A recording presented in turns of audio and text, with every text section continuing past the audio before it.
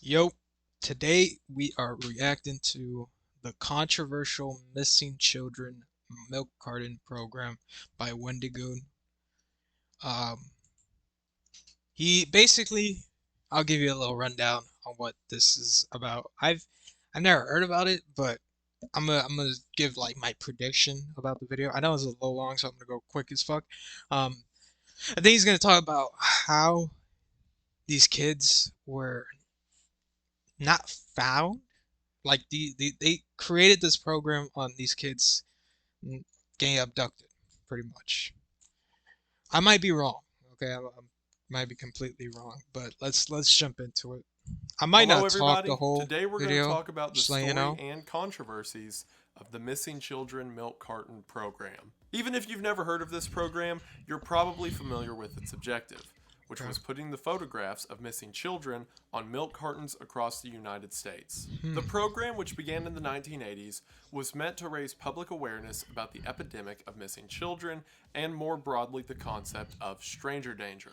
While the program's effects have been very widespread, and there's at least a couple success stories from the program, including a very bizarre instance that we're going to talk about today, many remember the milk carton kids for the eventual controversy and downfall that the program would acquire. And if you've ever seen a picture from a movie or TV show that shows a missing kid on the side of a milk carton and wonder, why don't they do that anymore? We're going to talk about exactly why they don't do that anymore. So if that sounds I mean, interesting to you, technology stick around got as we better. talk Like there's about the Amber Alerts problems, now. So. cases, and history of the Missing Children Milk Carton program, which will almost undoubtedly be useless information to everyone watching, but it will also be depressing for whatever that's worth. But before I fill your brain with more useless, depressing knowledge, let's talk about something that's neither useless nor depressing, like today's sponsor, Magic Spoon. Magic Spoon is the low carb, keto friendly breakfast that's gluten free, grain free, and soy free as well. But not only that, Magic Spoon also has 0 grams of sugar, 13 to 14 grams of protein, only 4 net grams of carbs, and only 140 calories per serving. And if you hear all that and think, what's the big deal? Then you clearly haven't tried Magic Spoon Oh, or seen my my previous bad. participants. See, they are thickly sourced. I will one day. That is right. Hey You yo, can't go wrong with the what authorities. the? F- So, my buddy Bryant, Bro, and we are just back to the pull out a video. gun mid We're going to go ad, ahead and get bro. into it, but as What? always, thank you for watching. Also, before we get started, check this out. My buddy Bryant made the Wendigoon logo into a real thing, like with the night vision mount and the deer's skull. It's Oh, like that's Wendigoon, cool. but real. He's so cool. I'm going to make sure he stays somewhere on this wall for the foreseeable future. So thank you, Bryant. Now, to understand how the Missing Children Milk Carton program came to be, we need to take a look back at the first instance of someone putting a kid's face on a milk carton. And to do that, we need to understand how the whole milk carton thing worked. In the 1960s, paper milk cartons became the main form of milk distribution in order to replace the more expensive glass bottles. Since these paper milk cartons were cheap and pretty quickly produced with a wide audience, it became common for companies near local dairies to advertise on the side of milk cartons. So by the 1980s, it was very common to expect some kind of messaging or advertisement on the side of the milk carton you buy at the grocery store. Now, strangely, there's a lot of debate online as to which child was the first to show up on a milk carton, but I think I found the correct timeline of events. In Des Moines, Iowa, on September the 5th, 1982, a paperboy by the name of Johnny Gosh went missing. Johnny was 12 years old at the time, and every morning, Johnny and his father would ride around the neighborhood as Johnny rode on his bike and his father followed him, as Johnny would throw newspapers to all the houses on the street. The night before Johnny went missing, he told his father that he felt he was old enough to do the paper run on his own. His father said no and told Johnny to wake him up before he does the morning route. But it seems that the next morning, again September the 5th, Johnny didn't wake his father and instead took his bicycle and red wagon full of newspapers around the block by himself. People around the neighborhood began to call the paper company, saying that their paper hadn't come that morning, and after Johnny's father went looking for him, he found his son's red wagon and bicycle tipped over 2 blocks away from their house. During the investigation, a neighbor had said that they had seen Johnny talking to someone still on his bicycle. But according to that witness, it just seemed he was asking the guy for directions, and the two parted ways. Beyond that, no clues as to Johnny's disappearance were ever discovered. This disappearance was a big deal and stayed in the public conscious for the next couple years, especially when a similar disappearance occurred in 1984. On August the 12th of 1984, a month shy of being 2 years exactly from Johnny's disappearance, another paper boy, this one Eugene Martin, also went missing in Des Moines, Iowa. Eugene's case was very similar to Johnny's. Eugene was 13 years old and had gone out to do the paper route that morning and was never seen again. A witness came forward and said that, very similar to Johnny's case, Eugene was spotted talking to an unknown man at around 5:45 in the morning. This was the only information the public had to go on, and given the similarities between Eugene and Johnny's case, many of the locals believed that the two disappearances were linked.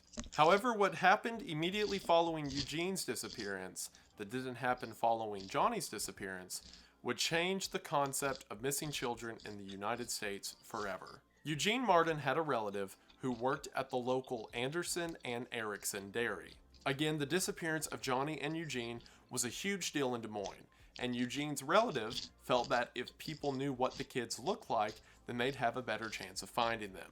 So Eugene's relative approached his boss at the Anderson and Erickson dairy and said, what if, instead of running the normal ads that we run every week, we instead put pictures of Johnny and Eugene on the side of our milk cartons? The owner of the dairy thought this was a great idea, and in September of 1984, for the first time, photos of missing children with the word missing rolled out in grocery stores across the city. And from there, the concept spread really fast. A couple months later, in November of 1984, Walter Woodbury of the much larger Hawthorne Melody Dairy in Whitewater, Wisconsin, was visiting Des Moines, Iowa on a business trip. While in Des Moines, he saw one of the Anderson and Erickson milk cartons that had the faces of two missing kids printed on the side of it and thought it was an incredible idea.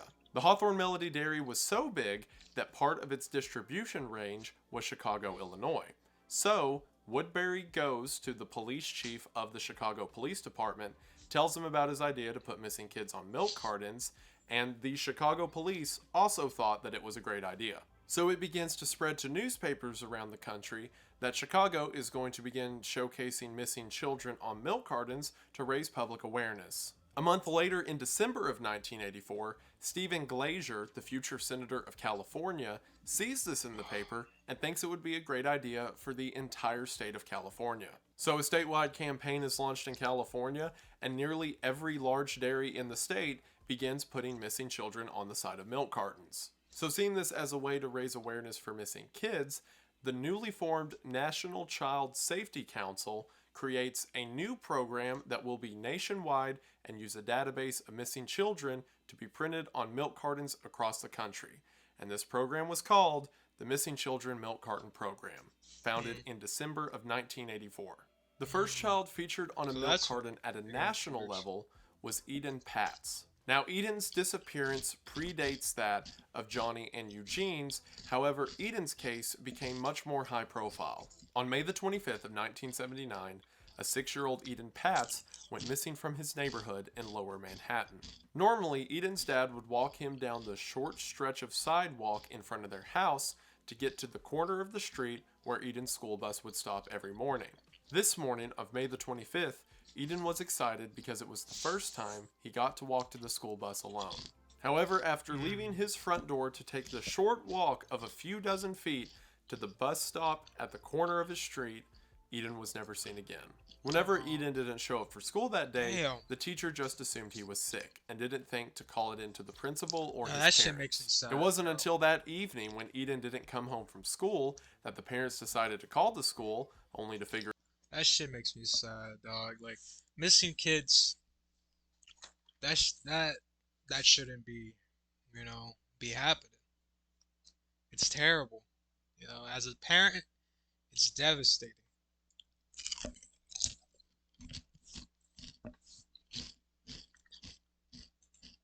out that he had never been there, and then call the police. Despite over 100 police officers, a team of bloodhounds, and nearly the entire neighborhood searching for him, Eden was never found. The case was so high profile that Ronald Reagan made May the 25th National Missing Children's Day. And despite the Missing Children Milk Carton program beginning 5 years after Eden's disappearance, Eden Patz was seen as such a widely known case and a case that people wanted to see resolved in some sense that they decided his would be the first face to show around the country. There's a lot of confusion and conflicting reports online as to which face was the first to appear on a milk carton. Some say it was Johnny's, some say it was Eugene's, and some say it was Eden's. But as I just explained, all three are technically correct. Johnny and Eugene appeared simultaneously as the first kids on a milk carton, and Eden was the first one to appear nationally on a milk carton. By March of 1985, the program was widely adopted, with 700 out of 1,800 dairies in the country being a part of the initiative. And according to the National Child Safety Council, in April of 1985, sightings of missing children had increased by 30%. However, sightings of missing children are very different from children no longer missing. And if you're hearing all of this and asking yourself, so how effective was the Missing Children Milk Carton program? Then, well, now it should also be mentioned that the faces of missing kids weren't exclusive to milk cartons.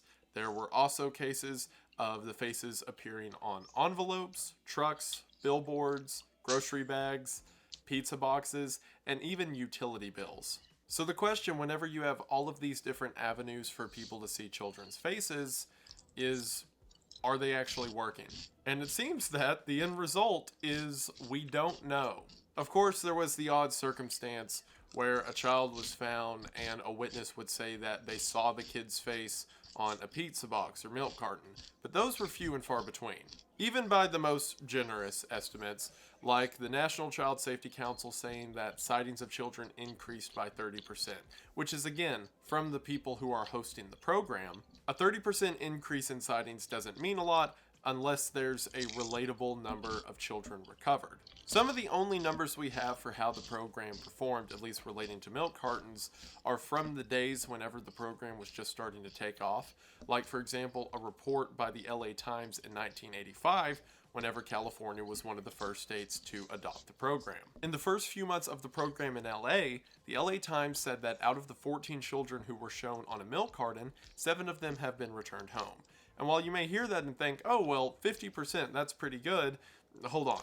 That's assuming that all 7 of these children were returned home because of the effect of the milk carton, when it turns out only 1 of them was, and even then it's just kind of. All 7 of these children were not abducted, rather they were runaways. And in each case, it seems that it was an older child, 14 to 17 years old, who decided to run out and party with friends for a week or two, and then came back home. And during that time they were gone, the parents called the police filed them as a missing child, so their face wound up on a milk carton when they were really just out on a bender. The 1 out of the 7 kids who were equated to the milk carton program said that they were gone for a few days and saw their face on the news and their face on a milk carton and decided to come back home. But even then, from everything I read, it seemed that the kid was just out partying for a week. They didn't move out. But the news just simply said 50% success rate, and that made more people decide to get on board the program. And it seems that across the country, numbers were fudged in a very similar manner. One of the statistics I kept hearing from politicians and law enforcement around this time was the 2 million number, saying every year 2 million children go missing, which is an insane estimate by anyone's standards. But the narrative, even if it was never officially stated around this entire culture of the 80s,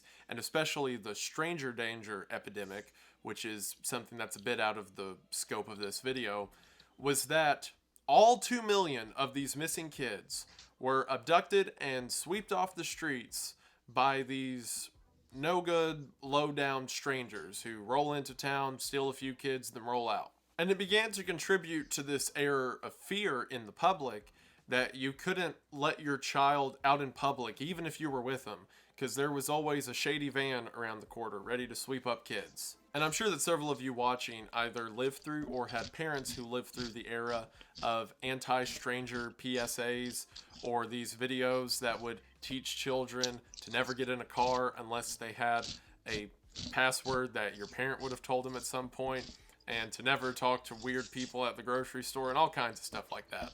And while that's not bad in itself, of course, everyone and their children should be prepared for bad people, it was an insane mischaracterization of the statistic. For one, the 2 million number seems completely bloated. By most estimates I've seen, the 1.8 to 2 million figure is people throughout the year who told the police, maybe, that their child was kidnapped, and less than half of those turn out to be legitimate. It's just parents who lost their kid in the grocery store for like 2 minutes. And according to a Department of Justice survey from around this time, out of all of the reported kidnappings, they could confirm 800,000 as abductions that police looked into. You may hear them think, 800,000, that's still a wild number. Well, out of that 800,000, the Department of Justice said that 115 of those were stereotypical abductions. And by stereotypical abduction, I mean a scenario in which a stranger transported a child and kept them overnight.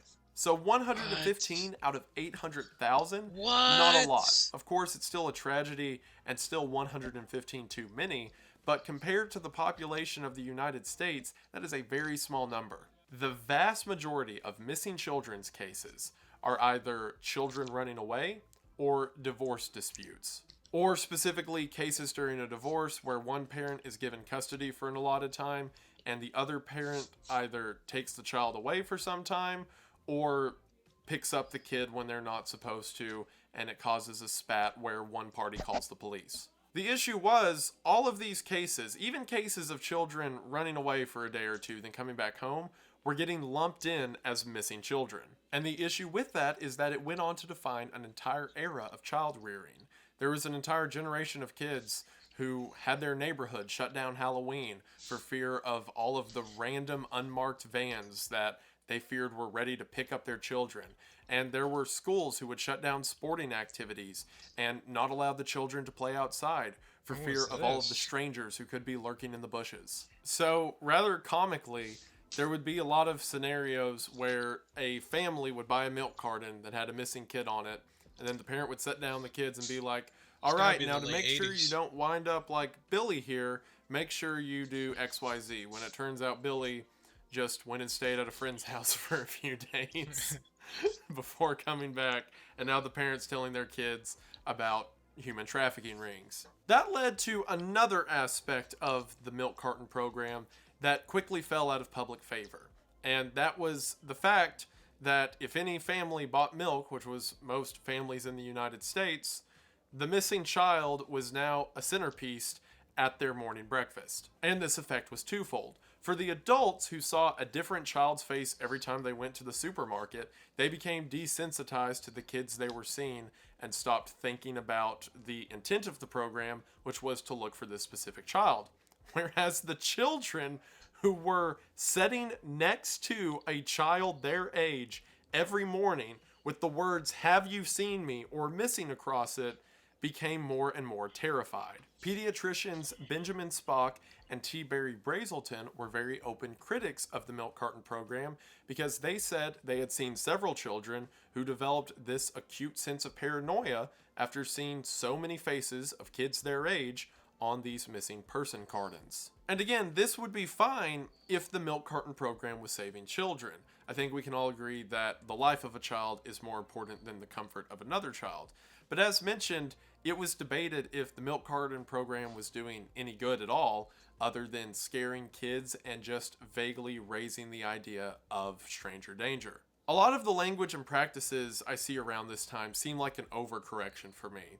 In the 50s and 60s, children just kind of went missing, and either from runaways or just going off with strangers, and people just kind of let it slip. So in the 80s, there was this massive course correction where any statistic that had to do with a kid not being at home at night was added on to scare all the other children into never talking to anyone ever. What also didn't help was the juxtaposition between the milk carton program and the nature of missing children. See, there were several cases of people thinking that the milk carton program was a good idea, and pretty much across the board in the beginning, everyone thought it was a good idea.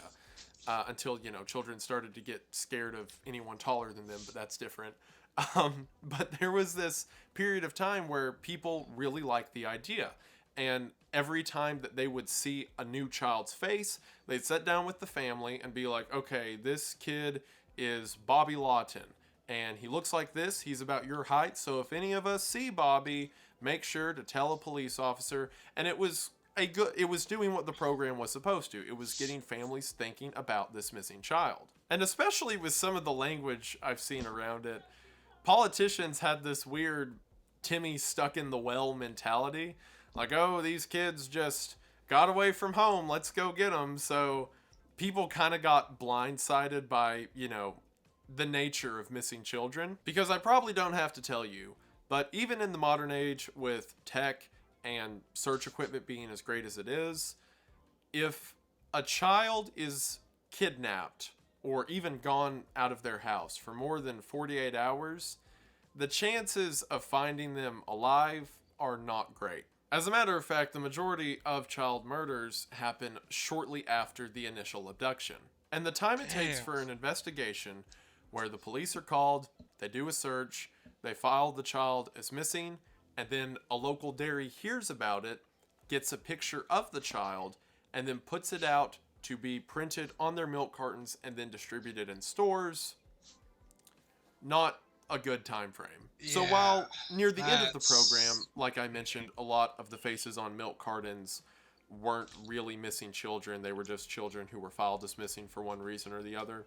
Even in the beginning, when it was like these high profile missing children cases, by the time that face got to the dinner table, the chances of that kid being found weren't good. So it created this atmosphere where families would all invest themselves into this child, and then either through the news or talking to the police, it would be like, oh, well, what happened to old Timmy? And the police would be like, oh, his remains were found in the forest outside of town. He'd been there for weeks, it seems. Oh, oh, what about little Sally? Well, it seems that Sally was kidnapped by a human trafficking ring, and there's really no lead on the killer. She's probably out of the country at this point. Oh, and then that guy has to go home and tell his family that, and then another kid shows up on a milk carton, and that cycle continues until everyone's tired of seeing it. So once again, public favor began to fall. And while I've talked about a lot of the problems with the Missing Children Milk Carton program, it wasn't without its success stories either, including one of the most bizarre, crazy child abduction cases ever, which was that of Bonnie Loman. When Bonnie was 3 years old, she was kidnapped from her father by her mother. Bonnie's mother and stepfather spent the next couple years wait, living wait, in wait. Did I hear Saipan that and right? Hawaii with Bonnie, hoping that they Hold on. She got kidnapped by her father?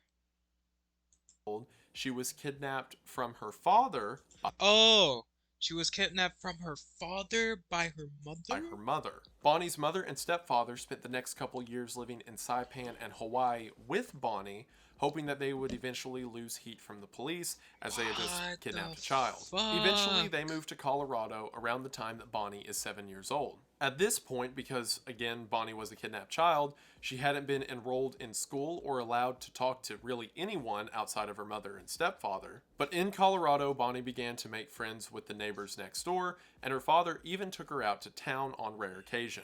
On one of these occasions, they were walking through a grocery store, and Bonnie looked in the dairy aisle to see her own face on a milk carton.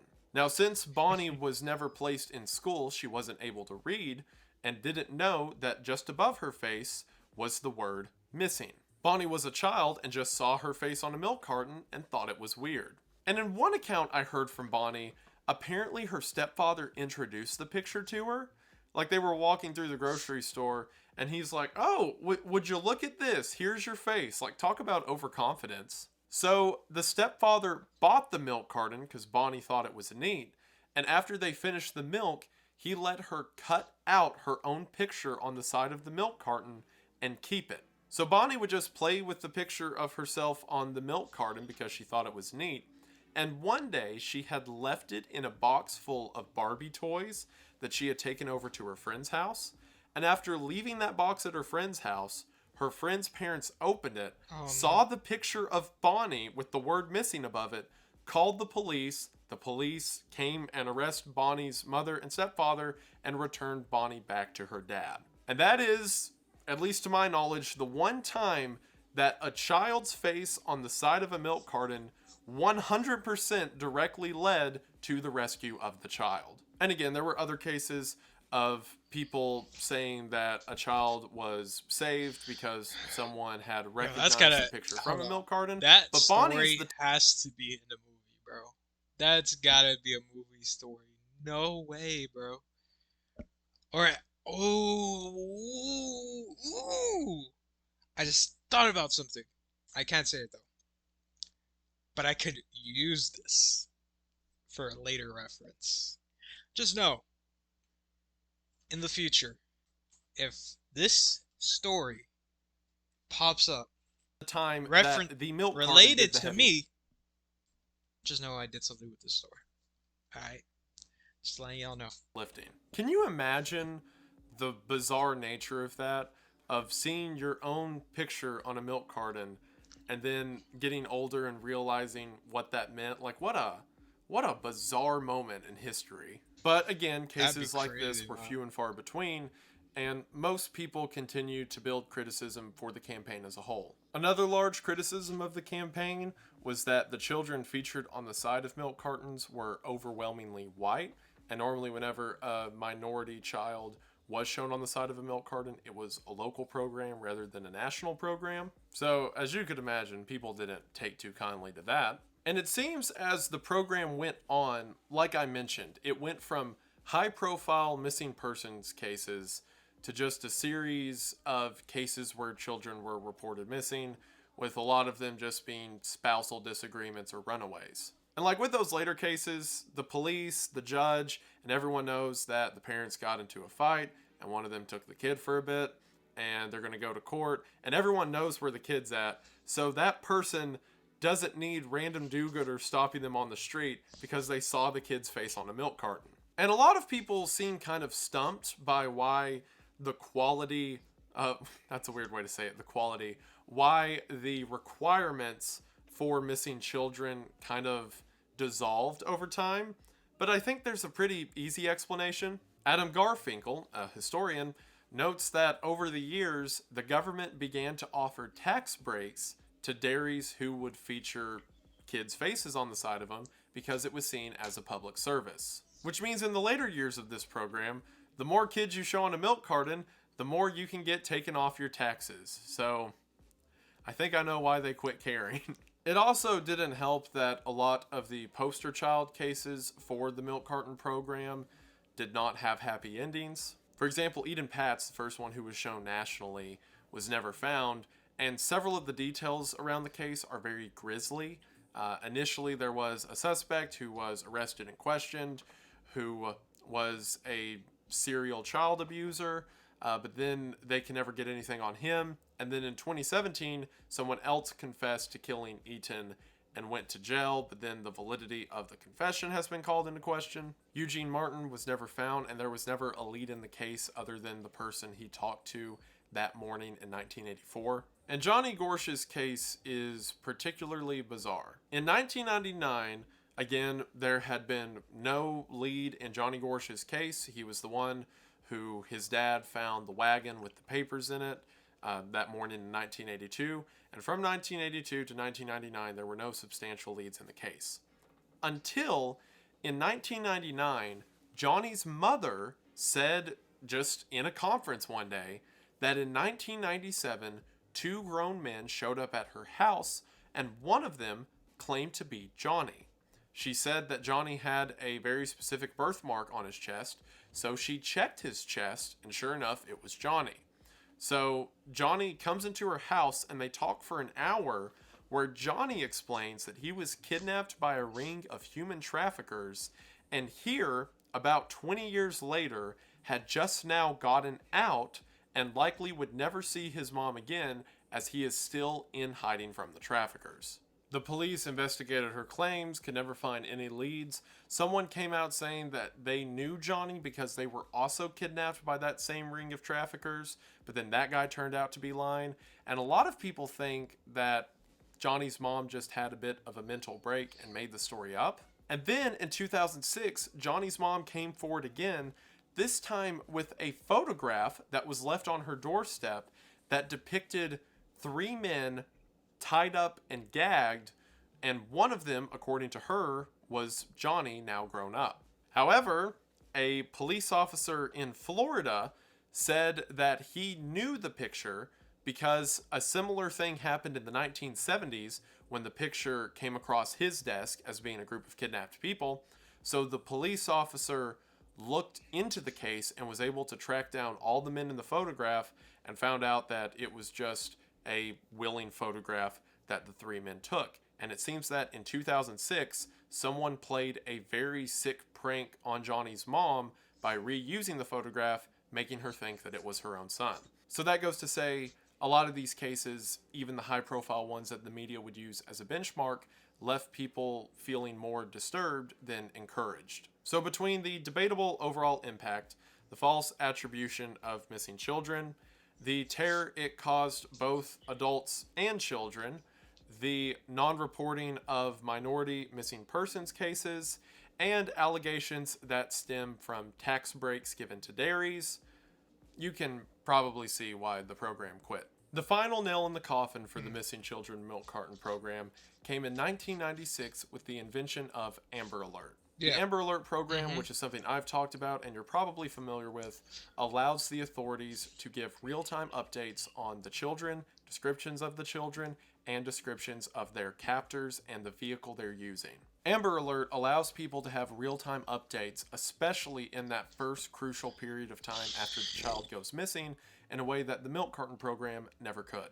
And similar modern advancements in technology have allowed much better chances for children that go missing. For example, in 1990, about 62% of missing children were found alive and well, whereas in 2011, 97% of children were successfully recovered. And Amber Alert Damn. seems to have a significant part in that factor, as in a 2022 survey, 1,114 successful recoveries have occurred because of Amber Alert. And while I've talked about a lot of the controversies surrounding the milk carton program today, I truly believe that in the beginning and throughout all of it, there was at least a remnant of good faith people looking to help kids. No, In I the bet. beginning, it was entirely done out of the kindness of people's hearts. And the fact that The 700 concept was dairy there, plants you around know. the United States The took a concept was cut of there. their profit, because Unfortunately, remember, the it was kid just too occupies the early space that an to ad do this normally would. concept, you The know. fact that they did that, and by It didn't some estimates execute printed a total well, of over 5 billion milk cartons but with the missing thought children's was there. The faces, planning was says a lot.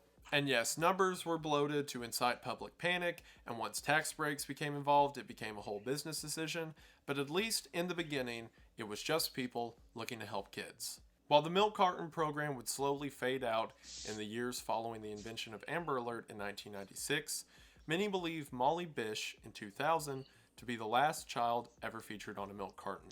And sadly, as with many children featured on milk cartons, her body would be found 3 years later.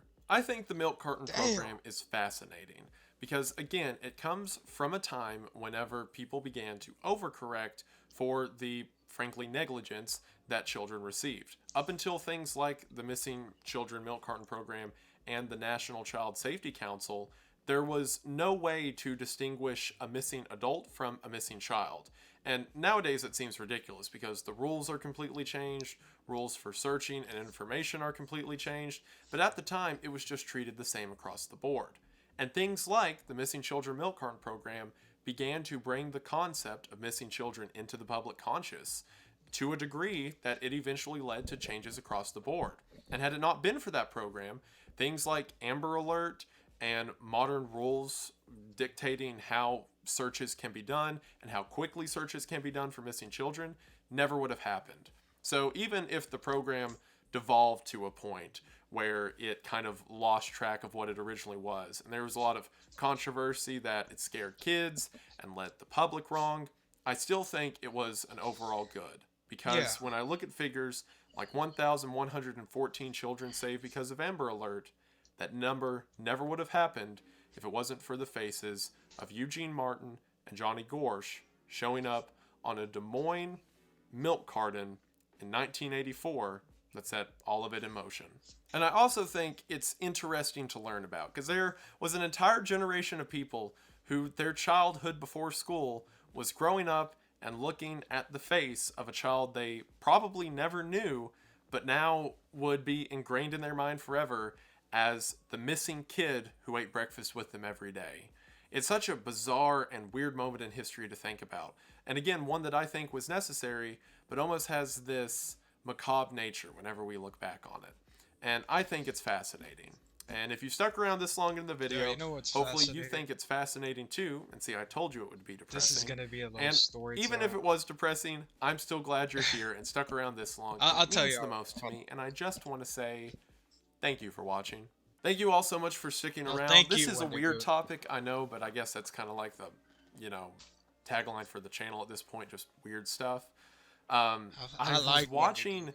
a YouTube video where someone was talking about old cartoons and how they used to make jokes out of people on milk cartons.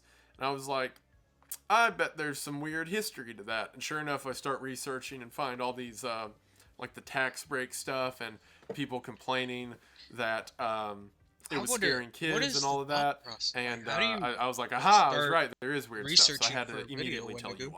all. So hopefully you enjoyed the I would want video. to know. It's Uh, something I don't think gets talked about a lot. I There's want a to few do it. other YouTube This is videos a I watched video on the idea in the topic that were pretty future good. for me. I want to But I do a wanted to video bring it like to you this, guys, and man. hopefully you enjoyed it. Like But after yeah, the I think this kind reactions, of stuff's after all this, I want to fascinating. Like research just these like weird little footnotes in history. Because when you look at it in the topics. scheme of like, you know, modern police investigations, even missing children, it's just kind of a footnote, right? It's like, oh, for a while we put kids on milk cartons. But when you think about the implications of that and like the logistics of it, it's so wild and the way it was marketed to people. Yeah, I think it's fascinating. But you've heard enough yeah, me about that too, at man. this point. But again, thank you all so much for watching. Oh, thank you, Um, man. this will be my first video in what month is it? November. Yes, I'm November, very yeah. tired. This will be my first video in November. I have some big plans. I don't want to give too much yet. There will be another cool Okay. video coming out December. Hopefully, you all enjoyed Dang, a month? the Brown Mountain Ooh. Lights video I did. Wink, wink, nudge, Oh, nudge. that's gonna be Um, tough. so hopefully December there should be something cool. And A also in month. December we will be shooting the Stalker film. Again, thank you all so much for the support Stalker. you've shown on that. I know it's been kind of radio quiet for a while. Radio quiet, radio silent for a while. All that. I believe that should do it for now. All right, man. But I just want to say I want to get to my story. thank you for watching. I hope that you enjoyed. And I will see you in the next one. Thank you. I'll leave it right there. This is unrelated to the missing children situation, but back when I used to my childhood home, my hometown, I would say it ain't the best, but it ain't the worst. I ain't gonna name it, but I had this friend in middle school. Uh, I don't know what to call him. Spoiler alert, he's not with us. Yeah, he passed away. Spoiler alert. But let's call him Alex. No, I don't know. Ooh, let's not call him Alex. Let's call him